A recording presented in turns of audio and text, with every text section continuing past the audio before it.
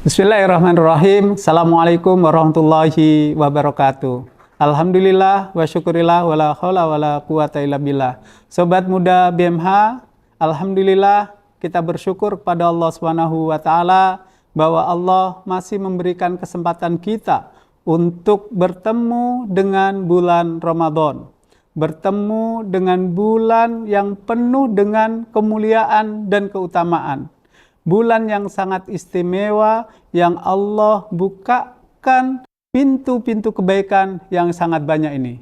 Sobat muda BMH, karena ini adalah bulan yang istimewa, tentu kita harus merencanakan, memanage bagaimana kita bisa mengoptimalkan bulan Ramadan ini. Mulai dari mana? Mulai dari diri kita untuk kita bisa mengatur waktu kita, memanage kehidupan dalam 24 jam sehari ini apa yang akan kita kerjakan.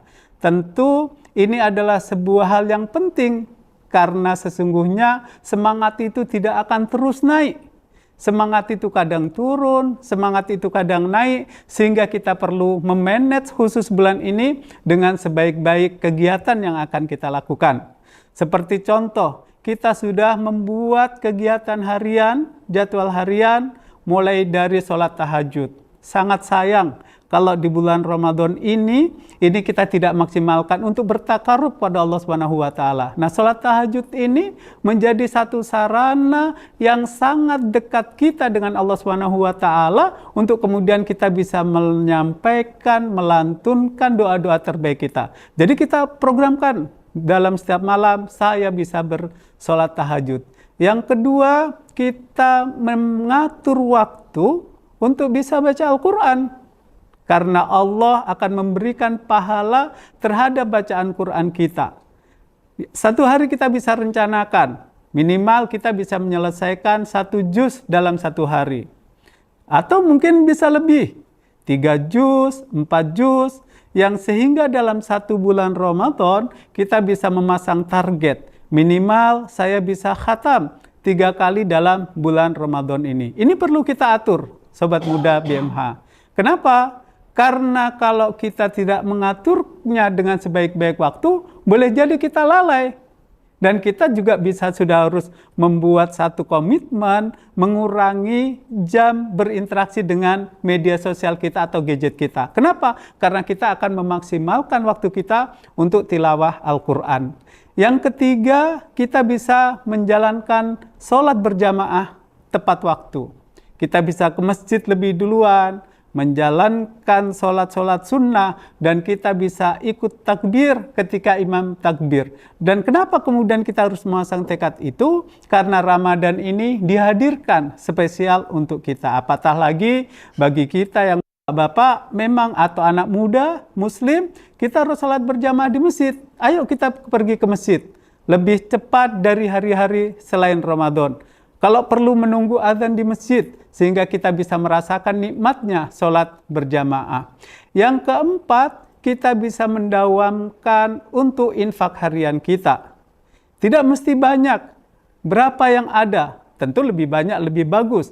Tapi dengan kita bisa berinfak setiap hari, tentu ini akan menjadi pundi-pundi pahala kelak di hadapan Allah Subhanahu wa taala. Dan kita doakan semoga infak ini yang kita kerjakan dengan ikhlas, Allah akan berikan balasan kepada kita. Tidak hanya itu, sahabat muda BMH.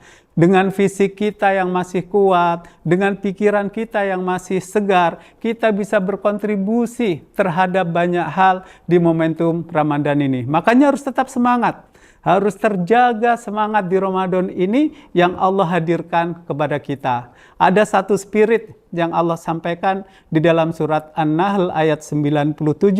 Allah memberikan semangat kepada kita semua, sobat muda BMH. A'udzubillahi minasyaitonirrajim.